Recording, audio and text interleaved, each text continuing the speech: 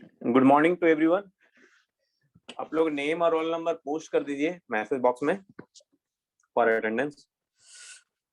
Last class का जो short का जो प्रॉब्लम था, कुछ लोगों ने सॉल्व किया है, कुछ ही लोगों ने सॉल्व किया है, कुछ लोगों नहीं, कुछ ही लोगों ने सॉल्व किया और मैक्सिमम लोगों ने नहीं सॉल्व किया है। तो उसको सॉल्व करते हुए फिर हम देखेंगे इलेक्ट्रोमैकेनिकल सिस्टम। जो जनरली जो मोटर वगैरह आप देखते होंगे, तो ये मोटर में क्या है, आप इलेक्ट्रिकल इनपुट देते हो और एज ए आउटपुट आपको मैकेनिकल मिलता है, मतलब कि रोटेशन आउटपुट मिलता है।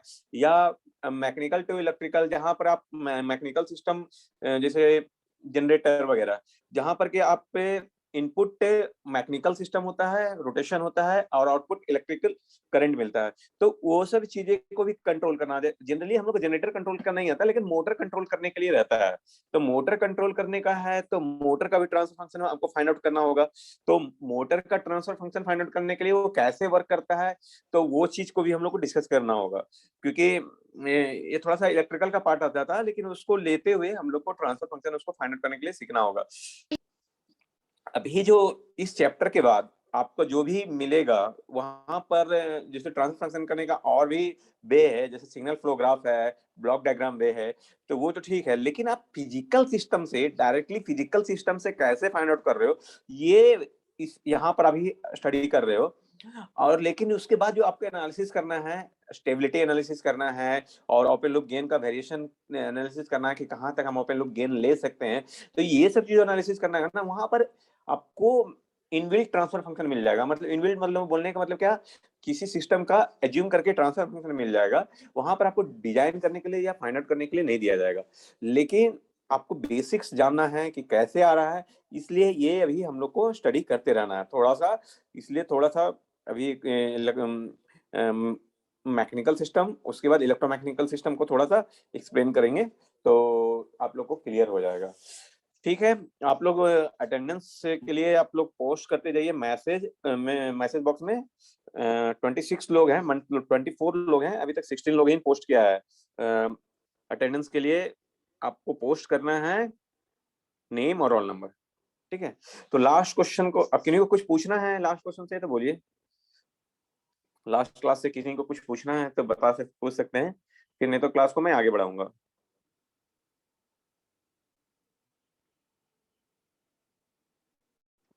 नहीं, ठीक है, तो ठीक सर करते एक हैं। चीज, हाँ, तो क्या बोलो। सर जो क्वेश्चन दिए थे तो उसमें सर एग्जाम में किस टाइप का आएगा, पूरा सॉल्व करने के लिए आएगा या बस इक्वेशन तक ही आएगा? नहीं नहीं, देखो जो फर्स्ट यूनिट से आता है ना, तो ट्रांसफर फंक्शन फाइंड आउट करने के लिए मे बी इस तरह का सिस्टम दे सकता है। या देखो, तीन पार्ट है इसमें, मतलब कि जो ट्रांसफर फंक्शन फाइंड आउट करने के लिए तीन पार्ट है। एक सिग्नल फ्लो मेथड है, एक जो सर्किट वगैरह दे देगा, या सर्किट में आपको इलेक्ट्रिकल सर्किट दे सकता है, या मैकेनिकल सिस्टम दे सकता है। मैकेनिकल सिस्टम में ट्रांसलेशनल या रोटेशनल कुछ भी दे सकता है। उसके बाद आपका इलेक्ट्रोमैकेनिकल सिस्टम दे सकता है, या ब्लॉक डायग्राम दे देगा, तो वो उससे ट्रांसफर फंक्शन फाइंड आउट करने के लिए दे सकता है। तो वही मैं बोल रहा हूँ कि अभी ये जो है ना, फर्स्ट इनिशियल कंडीशन में हम लोग हैं, जहां पर हम लोग सिर्फ डायरेक्ट, मतलब कि इस तरह का शाफ्ट, अभी हम एज्यूम कर रहे हैं कि यहाँ पर शाफ्ट है, यहाँ पर स्प्रिंग है और यहाँ पर डैम्पर है, तो हम लोग फाइंड आउट कर रहे हैं। अभी जब इलेक्ट्रिकल मैकेनिकल सिस्टम आओगे, इलेक्ट्रोमैकेनिकल सिस्टम में आओगे, तो डायरेक्ट मोटर को लोगे, वहां पर उसका जो मोटर का जो ट्रांसफर फंक्शन है, वो हम लोग आईएलएस ऑलरेडी जानते हैं, रिलेशन आउटपुट इनपुट, और उसके बाद सर्किट। तो वो जो कंबाइन है, वो चीज हम लोग देखेंगे सीखेंगे। लेकिन क्वेश्चन जो आप बोल रहे हो एग्जाम में, ये पॉसिबिलिटी नहीं है कि डायरेक्ट यही आएगा। तीन ऑप्शन है, तीन में से एक जरूर आएगा। मैं बोल रहा हूँ सिग्नल फ्लो ग्राफ से, या ब्लॉक डायग्राम से, या आपका डायरेक्ट ये सिस्टम को दे देगा, उससे फाइंड आउट करने के लिए। ठीक है, समझे? ठीक है सर। ठीक है, और अभी सिग्नल फ्लो ग्राफ अभी नहीं कंप्लीट हुआ है। और ये आपका जैसे गेट वगैरह आप देखोगे, कोई कंपटीशन एग्जाम देखोगे ना, तो उसमें जनरल ही आपको सिग्नल फ्लो ग्राफ से क्वेश्चन अराइज करता है। सिग्नल फ्लो ग्राफ जो कॉम्प्लिकेटेड बहुत ज्यादा देता है, वहां से आप लोग को ट्रांसफर फाइंड आउट करने के लिए देता है। तो अभी वहां तक हम लोग नहीं पहुंचे हैं, ये बेसिक्स करते हुए, क्योंकि हमको कंपटीशन से ज्यादा इंपॉर्टेंट है कि हमारा जो बेसिक्स है वो स्टार्टिंग है वो भी कंप्लीट होते जाए। वहां भी हम लोग करेंगे, वो चीज भी करेंगे।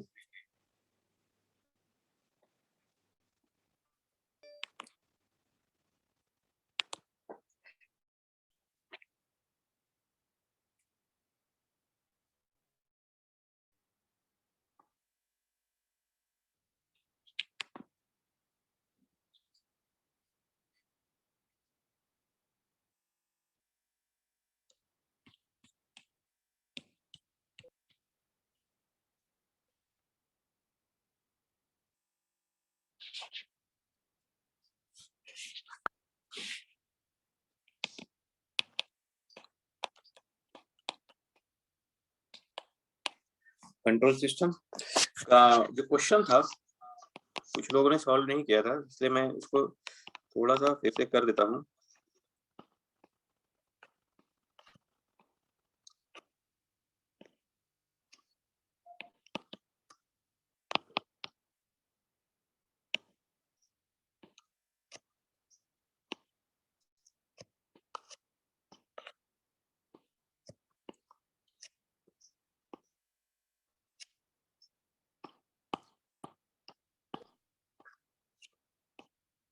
स्क्रीन शेयर हो रहा है ना जी? Hello, yes sir.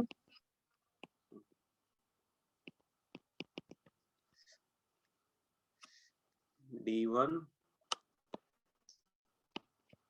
के इसके लिए θ1 T D1 के टॉर्क जो लग रहा है फर्स्ट वाले पर ही लग रहा है T T और θ2 T और ये D2 और θT 3T और ये J3 J3 J2 और J1। ठीक है, तो ये तीन दिया हुआ है। तो फर्स्ट हम लोग J1 पर देखेंगे क्या होगा, फिर J2 पर देखेंगे, फिर J3 पर देखेंगे। तो आपको फर्स्ट आपका J1 पर आ रहे हैं। तो J1 पर जब आप आओगे तो देखो टॉर्क आपको TT लग रहा है। इसको जो TT की तरफ एक सपोर्टिंग में कौन सा रहेगा? सपोर्टिंग में आपका K θ2 इक्वल टू आप बाकी सब आपका अपोज में रहेगा, डैम्पर अपोज में रहेगा, मास अपोज में रहेगा और ये स्प्रिंग के भी एक θ1 डिस्प्लेसमेंट के लिए अपोज में रहेगा।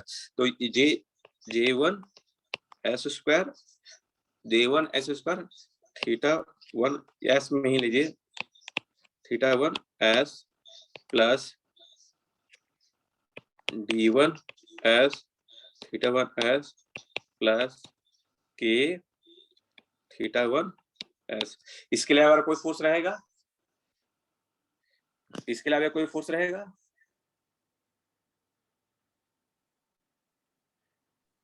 No sir. यहाँ तक कोई जो बनाए हैं वो बोलिए कम से कम, वो नहीं सर। कम से कम। ठीक है, हो गया अब J2 पर आएंगे। J2 पर आएंगे, देखिए क्या क्या लगेगा। J2 पर जब आएंगे तो J2 पर जो सपोर्ट कर रहा है, इसको स्प्रिंग मूव करने के लिए कर रहा है वो जो K θ1 जो है वो मूव करने के लिए कर रहा है, वो K θ1। तो K θ S ये आपको मूव करने के लिए मोटिवेट कर रहा है J2 को। लेकिन अपोज कौन कौन सा करेगा? K θ2 S plus J S square J S square θ2 S plus अब देखिए यहां पर दो चीज है अपोजिशन में, D2 S θ2 S ये अपोज करेगा। लेकिन आपका ये जो D2 θ3S सपोर्ट करेगा। तो आप इधर माइनस करके लिख सकते हो, तो D2 θ3S। यहां तक कोई डाउट किन्हीं को? No sir. ठीक है, क्वेश्चन नंबर 2। और इसी तरह आप थर्ड पे आप आ जाइए। जब थर्ड पर आप आएंगे J3 के लिए, तो जो स्प्रिंग यहाँ पर अपोज कर रहा था J2 को, ये सपोर्ट करेगा। तो कौन सा हो जाएगा? D2S theta 2 theta 2S equal to, हाँ बोलो क्या बोल रहे थे? J3S स्क्वायर थीटा 3S और अपोज में D2 theta 3S theta 3S और प्लस D3S थीटा 3S, ये आपका थर्ड होगा। तो ये सर तीनों इक्वेशन है, तीन। हाँ बोलिए। सर इक्वेशन नंबर 2 में सर 3 ही फोर्स लगेगा ना? क्या चीज? जे तो J2 कौन बॉडी वाला पे फोर्स? 3 ही। देखो इक्वेशन नंबर 2 मतलब J2 पर हम बात कर रहे हैं। तो J2 पर जो आपको जो मूव करने के लिए मोटिवेट कर रहा है वो K थीटा 1S कर रहा है, K थीटा 1S मूव करने के लिए कर रहा है। उसके बाद हम और भी देख रहे हैं, जो K है ये थीटा 2S जो मूवमेंट है उतना तक अपोज करेगा। यहाँ पर अपोज किया, इक्वल टू में लिए, इसलिए फिर मास जो है अपोज करेगा। उसके बाद जो D2 है थीटा 2S के लिए अपोज करेगा, लेकिन थीटा 3S के लिए सपोर्ट करेगा, जो कि इसके लिए हम नेगेटिव साइन पे लिख दिए यहाँ, या इसको इधर लिख सकते हो या नेगेटिव साइन के लिख सकते हो। अब बताओ कहाँ दिक्कत है? सर जो J3 थीटा 3 आप बोल रहे हो वो तो सर डैम्पर के बाद में है ना सर, तो उसको क्यों कंसीडर करेंगे? कौन थीटा 3? हाँ तो देखो डैम्पर तो कनेक्टेड है ना, तो वो जो बीच में है, वो डिस्प्लेसमेंट जो बीच में कनेक्टेड है, तो वो ओवरऑल ये मूव कर रहा है, J3 ही मूव कर रहा है, लेकिन उतना जो डैम्पर का जो अपोजिशन और सपोर्टेशन तो होगा ना। यहाँ पर K के साथ भी तो यही हो रहा है। K के साथ भी जो J1 के लिए जो J1 थीटा 1 डिस्प्लेसमेंट मूव कर रहा है, तो स्प्रिंग के लिए अगर आप J1 पर देखोगे तो K जो है वो अपोज कर रहा है, लेकिन J2 जितना डिस्टेंस कर रहा है, ये रिजल्टेंट जो K का जो है ना, K जो मूव करेगा theta 1 minus theta 2 resultant move करेगा।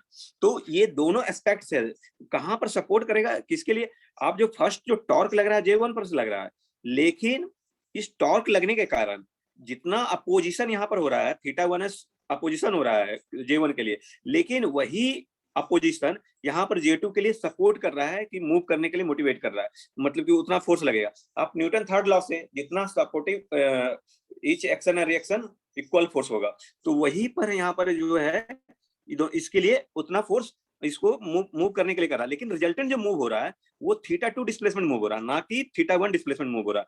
तब थीटा 2 जितना मूव हो रहा है वो कितना अपोजिशन के लिए हो रहा है, मतलब कि अपोजिट रिएक्शन के लिए। और तो अपोजिशन जितना भी है उसका अपोजिशन में लिखें। अब जो थीटा 2 ये फोर्स लगा, थीटा 2 मूव हुआ, वो डैम्पर में इसके लिए तो अपोज कर रहा है J2 के लिए D2, लेकिन J3 जो वही फोर्स अपोजिट फोर्स यहाँ पर लगेगा J3 पर। तो लेकिन वो अपोजिट फोर्स लगा, लेकिन ये जो थीटा 3 है वो कितना उसके लिए और रिस्ट्रिक्ट करेगा, मतलब जितना डिस्प्लेसमेंट है यहाँ सर पर रिजल्टेंट हम जो आप पूछ देखोगे रहे कि सर हम पूछ रहे कि D2 थीटा 3 जो फोर्स है वो J2 बॉडी पे लगेगा या J3 पे लगेगा? ये आप जी जितना भी बात कर रहे हैं हम J2 पर बात कर रहे हैं, J2 पर बात कर रहे हैं, ये सपोर्ट करेगा यहाँ पर, इसलिए तो इस साइड आ जाएगा। जितना भी बात कर रहे हैं यहाँ पर, अभी ये J1 के लिए हुआ, ये J2 के लिए हुआ और ये J3 के लिए हुआ।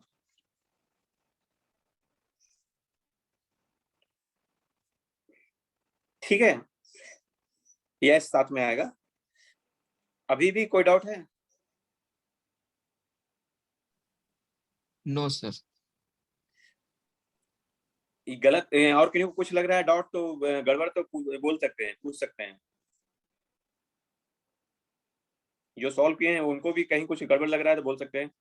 ठीक है, तो इस तरह से करके आप क्वेश्चन को सॉल्व कर सकते हो। और जो भी है मतलब कि आपके जो हाँ जहाँ पर आपको जिसके जिसके आउटपुट बाई निकालना है, मान लीजिए कि आपको आउटपुट निकालना है थीटा 3S बाय TS, क्योंकि इनपुट फोर्स टॉर्क है जो आपका, जो फर्स्ट हम टॉर्क लगा रहे हैं, या थीटा 2S बाय TS है, तो आप वहां से तीनों इक्वेशन इक्वेट करके आप फाइंड आउट कर सकते हो। तो आपको ओवरऑल जो ट्रांसफर फंक्शन फाइंड आउट करने के लिए बोलेगा, आप तीन पहले फर्स्ट ऑफ ऑल जितना मास है या इनर्शिया है, तो उतना आपको इक्वेशन लिखना है। उसके बाद जिसके बीच में आपको फाइंड आउट करने के लिए बोलेगा, वो आप लोग को जिसके बीच में रिलेशन निकालने के लिए कहेगा, वो आपको फाइंड आउट करना होगा इक्वेशन इक्वेट करके। तो नेक्स्ट हम लोग चलते हैं गियर सिस्टम। जनरली हम लोग को देखते होंगे कि मोटर वगैरह सब में गियर होता है, मतलब कि छोटा छोटा जो टीथ टाइप का सर्कुलर डिवाइस होता है, उस पे हम लोग फोर्स लगाते हैं और वो बड़े चीज को मूव करता है। एक एग्जांपल बताता हूँ।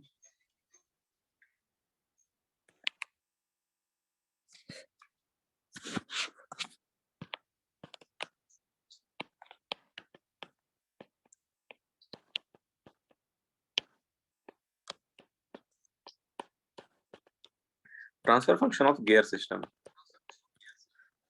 देखिए,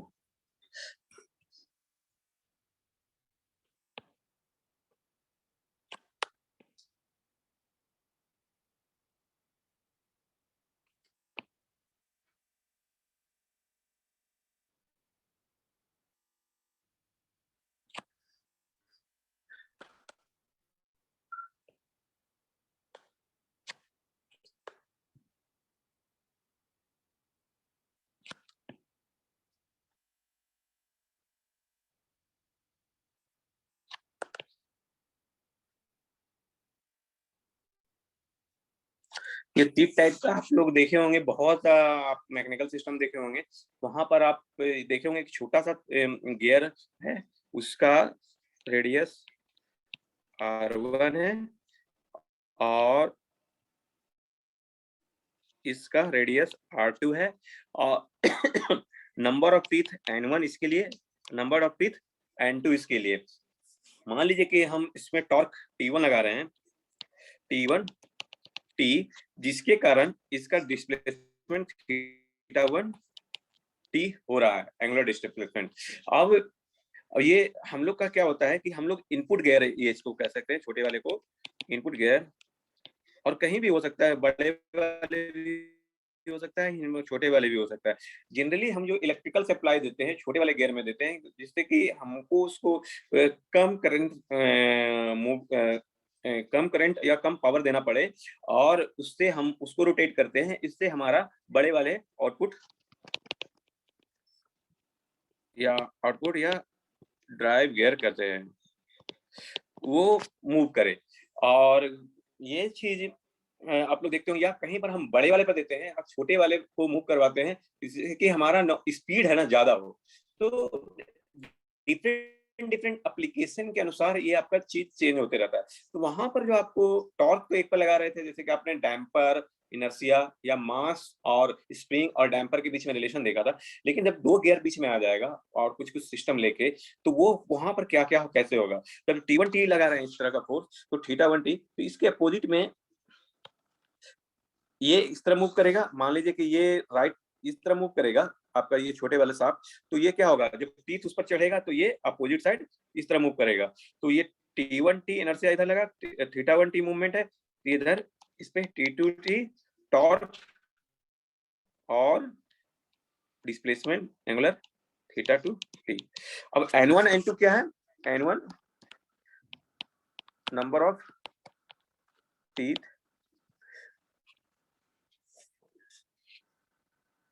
एक मिनट, हाँ, number of teeth in gear first. N2 क्या है, number of teeth in gear two. तो इसके बीच में रिलेशन कैसे होगा और क्या निकलेगा, वो चीज हम लोग को देखना है। तो देखिए, ये हम लोग जो देखते हैं कि एंगुलर डिस्प्लेसमेंट जो होगा, रेडियस और एंगुलर डिस्प्लेसमेंट, तो आर जब निकालते हैं तो क्या निकालते हैं, R1 θ1 इक्वल टू, ये जितना मूव करेगा उतना उधर भी मूव कराएगा, वो डिपेंड करेगा रेडियस पर, R2 और θ2। यहाँ पर रेडियस ज्यादा है कि डिस्प्लेसमेंट का क्या होगा, कम होगा। तो एक तो ये रिलेशन हो गया, और इसी पर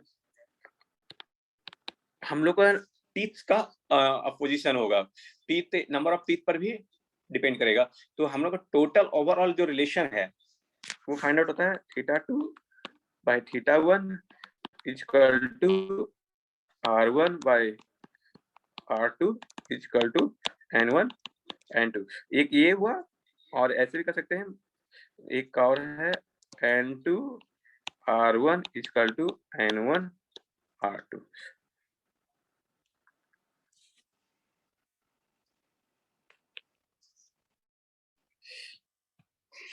मीन्स आपको overall relation θ2s by θ1s equal to R1s by R2s equal to N1 by N2, ये आपको क्या रखना है।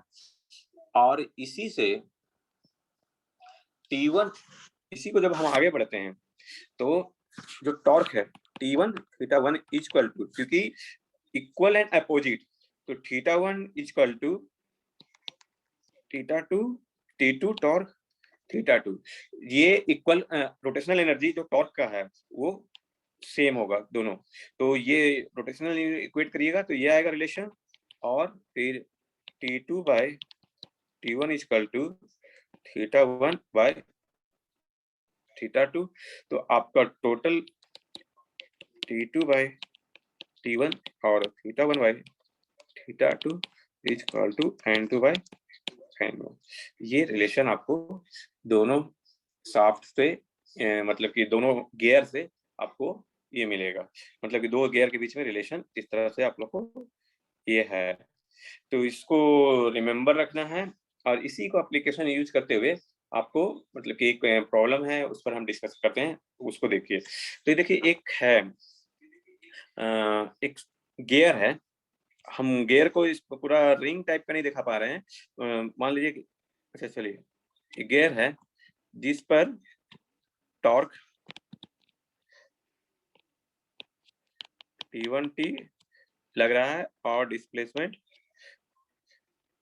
θ1T हो रहा है, ठीक है। ये और इसका नंबर ऑफ टीथ N1 है, और इसी के ये जो गियर कनेक्टेड है एक अदर गियर से कनेक्टेड है जिसका टीथ N2 है, और ये जो गियर है साथ में इसके साथ और एक इनर्शिया लगा हुआ है,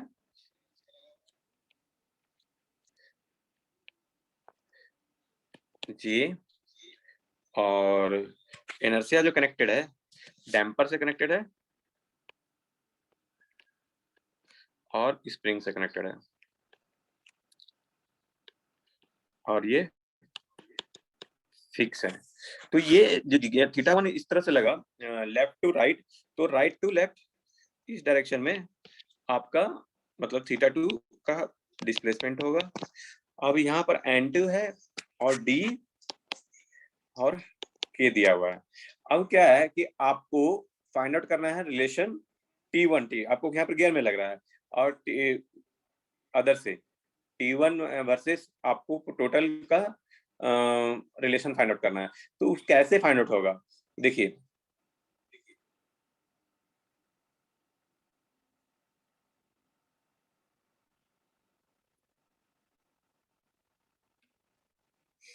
फर्स्ट मान लीजिए कंसीडर कीजिए कि इस पर जो टॉर्क लग रहा है T2T लग रहा है, ये कंसीडर कीजिए कि T2 लग रहा है, T2T कंसीडर कीजिए कि वो टॉर्क लग रहा है जिसके कारण θ2 डिस्प्लेसमेंट हो रहा है, वो गियर के साथ रिलेशन हो, फिर तब आपको फाइंड आउट होगा। जब T2T लग रहा है तो T2T equal to T2S equal to, आप लोग लिख सकते हैं T2S equal to JS square θ2S plus opposition में DS θ2S plus K θ2S। यहाँ तक किन्हीं को डाउट है तो पूछिए। No sir. ठीक है, अब देखिए अब है हमारा JS square plus DS plus K equal to θ2S। लेकिन हम जो इस पर जो आउटपुट ये जो निकाले हैं, यहाँ ना T2 दिया हुआ है ना θ2S, मतलब कि θ2 डिस्प्लेसमेंट दिया भी होगा, अगर नहीं भी दिया हुआ होगा हमको तो दिया हुआ है ये इनपुट T1T दिया हुआ है, तो इन टर्म्स ऑफ T1T हमको निकालना होगा रिलेशन। तो T1T निकालना होगा, रिलेशन हम T2 कंसीडर किए हैं, तो हम लोग गियर का जो रिलेशन जानते हैं T2/T1 इक्वल टू N2/N1, और θ1 हमारा दिया हुआ है, तो θ1/θ2 इक्वल टू हम लोग जानते हैं N2/N1। तो यहां से T2 equal to T1 as, अगर एज के टर्म में है तो N2/N1, और यहां से θ2 equal to S equal to θ1 S और N1/N2।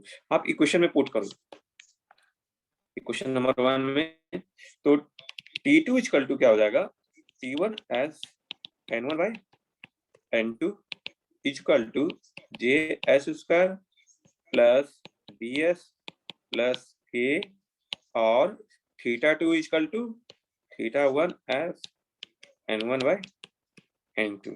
अब क्या हो गया, T1 S JS² plus BS plus K equal to N1/N2 का होल स्क्वायर और θ1 एस।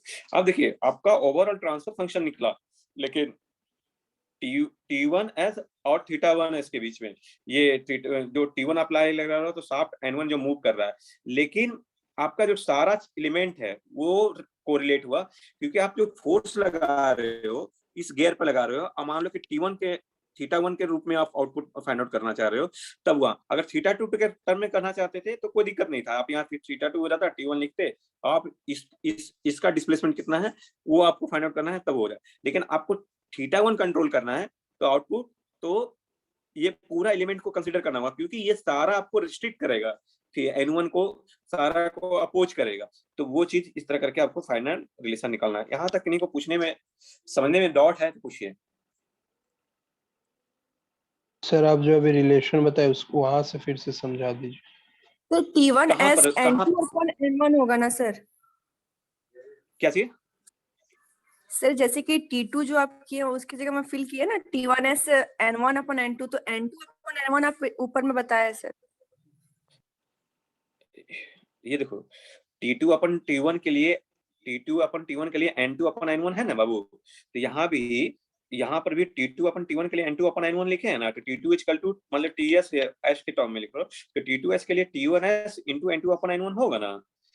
अब Yes, ये यहाँ पर T2/T1 इक्वल टू θ1/θ2 है, तो θ1/θ2 के लिए N2/N1 लिए, तो θ2 के लिए क्या हो जाएगा, θ1S/N1/N2 होगा। हाँ, अब कहाँ दिक्कत है?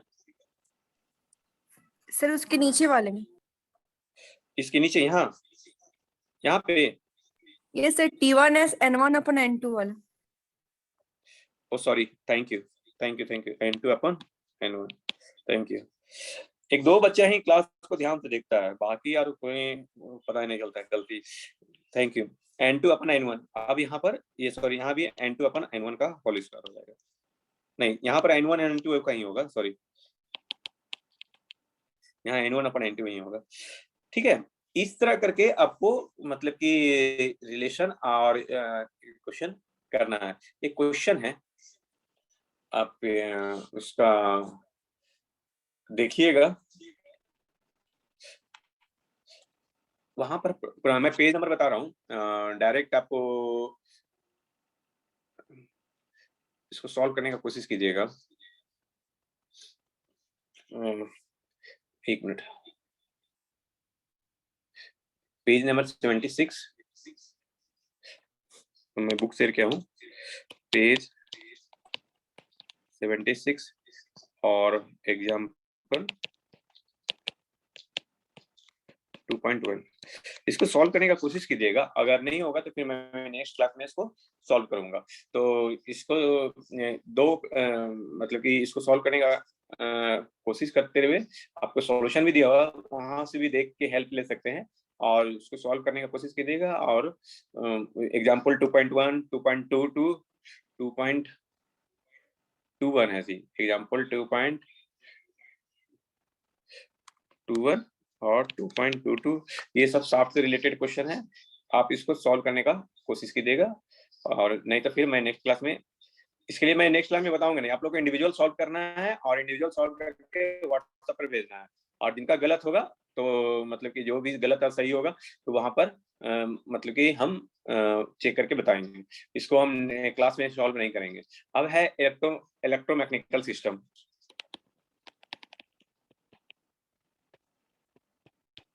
Sir hello. हाँ बोलिए। हाँ जी सर बोलिए। उससे रिलेटेड एक और क्वेश्चन करवा दीजिए ना, कोई भी इससे रिलेटेड एक और कोई क्वेश्चन सर, कुछ भी। एक और क्वेश्चन करवा दें। Yes sir. ठीक ठीक ठीक ठीक ठीक ठीक ठीक।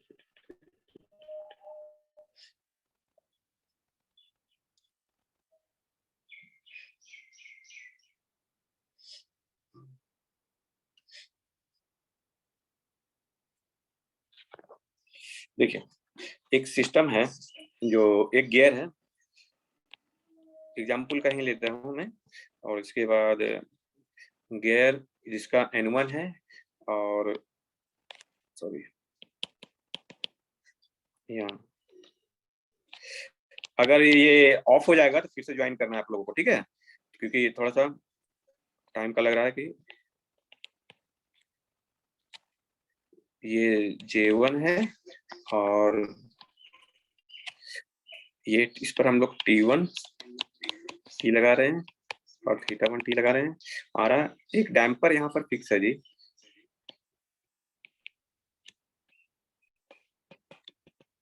वो D1 है, और ये जो N1 है ये शाफ्ट N2 से कनेक्टेड है, ये देखिए, और इसका अपोजिट θ2T, और ये इनर्शिया J2, और यहाँ पर डैम्पर, और यहाँ पर स्प्रिंग, डैम्पर D2 और स्प्रिंग जो भी है। तो फर्स्ट हम लोग N1 पर देखेंगे, मतलब कि फर्स्ट ऊपर वाले पर हम देखेंगे, उसके बाद हम नीचे में आएंगे। ठीक है, हमको ये जो फोर्स लग रहा है, ये T1 J1 पर जो आपको J1 पर का बॉडी क्या होगा, T1 S equal to J1 S square plus JS square plus D1 S, ये भी अपोजिट में रहेगा, इक्वल टू θ1S। यहाँ तक इनको डाउट है तो बोलिए, यहाँ तक इनको डाउट है तो बोलिए। नहीं, और ये क्वेश्चन नंबर 1, ठीक है। अब जो है आपका T2, अब इस पर जो इसके कारण इस पर जो आ रहा फोर्स T2, तो T2S के लिए जो आपका रिलेशन होगा बाबू, क्या होगा, T2S के लिए आपका उसी तरह J2S square plus D2S plus K θ2S, है ना, यहाँ तक कोई दिक्कत नहीं। अब जो है, अब वहां से भी जान गए हैं T2S के लिए, T2S इक्वल टू क्या हो जाएगा, T1S और N2/N1 और थीटा। हम लोग को इस प्रॉब्लम में जो आउटपुट हमको निकालना है, किसके बीच में निकालना है, आउटपुट हम लोग को निकालना है θ2S, आउटपुट निकालना है यहाँ पे θ2S अपॉन T1S। तो θ2S T1S निकालना है, तो हमारा जो रिलेशन है, हमको फिर भी θ1 को θ2 में कन्वर्ट करना होगा यहाँ पर, तो θ1S इक्वल टू क्या हो जाएगा, θ2S N2 अपॉन N1। अब रखिए, अब जो भी है हमको निकालना है, हमको आउटपुट निकालना है θ2/T1, तो जहां T2 है वहां पर T1 लिखिए, T1 के टर्म में लिखिए T2 को, और जहां θ1 है वहां θ2 के टर्म में लिखिए, इक्वेट कीजिए। तो आपको देखिए यहाँ पर हम जो T2 लिखेंगे, T2, तो ये जो है T1S N2/N1 J S square plus D two S plus K और थीटा टू एस, ठीक है। और ये हो गया। तो यहाँ पर आपको देखिए कुछ नहीं, theta two S upon T1 S equal to क्या आ जाएगा, N1 बाई सॉरी ये N2 by N1 upon J S square plus D2S plus K. बस सिंपल, यहाँ तक कोई डाउट नहीं है कोई डाउट?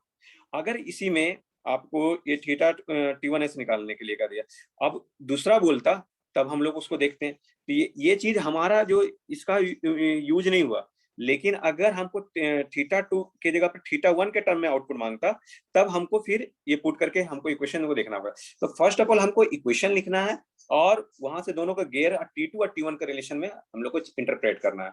अब बोलिए कोई दिक्कत है यहाँ पर तो बताइए। सर J2S स्क्वायर होगा ना? क्या चीज? J2S स्क्वायर N2 स्क्वायर नहीं समझ में आया, कहाँ पर सर बाबू? जो सर अब T1S जे की जगह 2 नहीं लिख रहे हैं ना, वही क्या पूछ। है? सर जे में 2 देखिए। छूट गया है। किस में? J2 लास्ट दो J2 J2 Yes, बोल रहे हैं ना? sir. हाँ J2, हाँ हाँ J2, वो 2 छूट गया। हाँ। और कहाँ कुछ छूटा? ठीक तो है, कोई डाउट है अभी भी? सर अब ठीक है। ठीक है ना? तो इस तरह है, आपको देखिए आपको जो टोटल दिया हुआ है उसका पहले इक्वेशन लिख देना है। अब किसके बीच में रिलेशन फाइंड आउट करने बोला है वो आपको ध्यान देना है, बस अब कुछ नहीं करना है। तो अब उम्मीद करूं कि 2.22 सबसे हो जाएगा। 2.2 एग्जाम्पल का जो क्वेश्चन है आप लोग बुक से निकाल के आप सबको ही सॉल्व करोगे, हो जाएगा। Yes sir. कॉन्फिडेंस लाइए जी, थोड़ा सा ट्राई कीजिएगा एक बार, अगर नहीं होगा तो फिर हमसे पूछिएगा। तो आज का 2.2 है और एक्सरसाइज 2.10 एक्सरसाइज का है। ये आपका पेज नंबर है इसके लिए 78। ये 2.2 76 में 77 में मिल जाएगा। तो आप दोनों इसको सॉल्व करके आप लोग पोस्ट कीजिएगा। ठीक है, आज का क्लास यहीं तक रहने देते हैं। नेक्स्ट क्लास में हम लोग इलेक्ट्रोमैकेनिकल सिस्टम देखेंगे और उसके बाद मोटर वोटर का थोड़ा सा कंसेप्ट आ जाएगा और उसके बाद फिर हम लोग ब्लॉक डायग्राम रिप्रेजेंटेशन और सिग्नल फ्लो ग्राफ देखेंगे। तो हम लोग का ट्रांसफर फंक्शन वाला पार्ट खत्म हो जाएगा। चलिए आज के तक यहीं रहना। किसी को कुछ डाउट है पूछना है तो बोलिए, अदरवाइज सब्जेक्ट से रिलेटेड, अदरवाइज फिर क्लास लेफ्ट कर सकते हैं। सर बेसिकली क्वेश्चन दे के पूछेगा कि हम लोग को दोनों के बीच का मतलब रिलेशन